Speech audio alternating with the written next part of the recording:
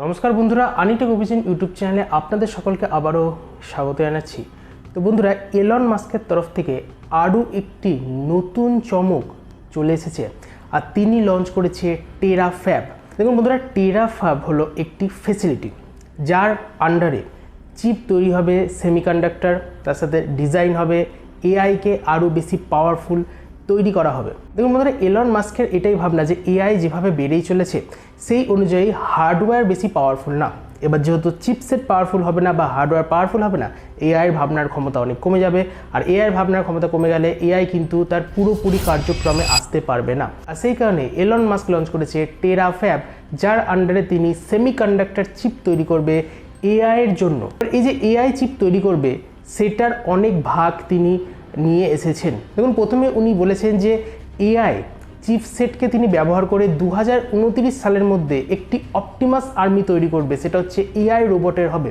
এই Optimus army AI robot এতটাই powerful হয়ে উঠবে 2029-এর মধ্যে, যেখানে একটি বড় সার্জন অর্থাৎ ডাক্তার সে যতটা না বেশি কাজ করতে পারবে, একটি এআই রোবট তত বেশি কাজ করতে পারবে। শুধু তাই নয়, পুলিশ থেকে শুরু করে আর্মি, ইন্সপেক্টর, সোলজার্স অর্থাৎ প্রত্যেকটা জায়গায় কিন্তু এআই রোবটে ভরে যাবে।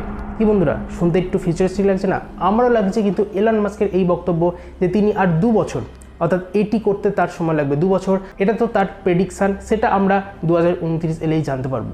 কিন্তু এর পরবর্তীকালে যেটা তিনি বলেছেন সেইটা কিন্তু একটা অবিশ্বাস্য জিনিস, আর যদি সেইটা হয়ে যায় তাহলে কিন্তু আমাদের যে ফিউচার, যে ভবিষ্যৎ, সেটা অনেকটাই পাল্টাতে চলেছে। দেখুন বন্ধুরা, এলন মাস্কের মতে তিনি একটি নতুন মানব সভ্যতা গড়ে তুলবে। হ্যাঁ বন্ধুরা, অর্থাৎ এমন একটি মানব সভ্যতা যেটা কার্ডসাপ স্কেলে হবে। এবার প্রশ্ন উঠবে, কার্ডসাপ স্কেল কি? দেখুন বন্ধুরা, এলন মাস্ক এই প্রজেক্টকে বলছে কার্ডসাপ স্কেল। এই কার্ডসাপ স্কেলের আন্ডারে 3টি পর্যায়ে ভাগ করা হয়েছে, অর্থাৎ টাইপ 1 সিভিলাইজেশন, টাইপ 2 সিভিলাইজেশন আর টাইপ 3 সিভিলাইজেশন। টাইপ 1 সিভিলাইজেশন হচ্ছে আমরা যে পৃথিবীতে বসবাস করছি সেখানে আমরা কতটা এনার্জি নিয়ে রাখতে পারছি বা সংরক্ষণ করতে পারছি আমাদের সোলার সিস্টেম থেকে।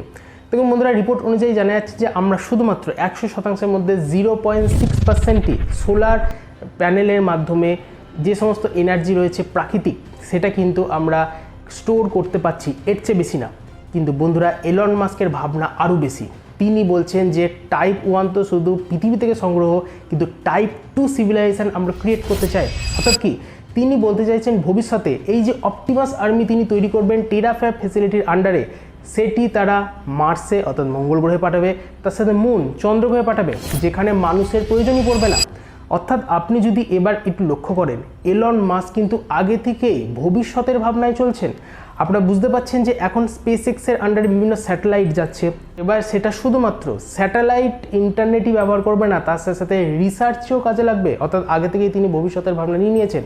শুধু তাই নয়, এবার তিনি পুরো সূর্যকে ঘিরে ফেলতে চাইছেন। হ্যাঁ বন্ধুরা, অর্থাৎ পৃথিবীর চারিপাশে যেমন স্টারলিংকের স্যাটেলাইট ইন্টারনেট কাজ করবে, অর্থাৎ পুরো পৃথিবীকে চারিপাশ দিয়ে ঘিরে নেবে, সেরকম নাকি আমাদের যে সোলার সিস্টেম অর্থাৎ সূর্য, সেটাকেও ডাইসন সোয়ার্ম স্যাটেলাইটের মাধ্যমে ঘিরে ফেলবে। আর ডাইসন সোয়ার্ম স্যাটেলাইটের মাধ্যমে ঘিরে ফেলে সেখান থেকে কন্টিনিউয়াস এনার্জি কিন্তু সংগ্রহ করা যাবে, এরকমটাই জানা যাচ্ছে।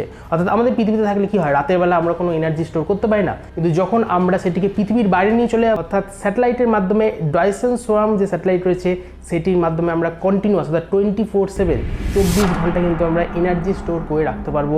এটাও কিন্তু এলন মাস্কের ভাবনা, আর সেটা করবে তার অপটিমাস এআই চিপসেটের আর্মি। আর তার একটি প্রেডিকশনও রয়েছে।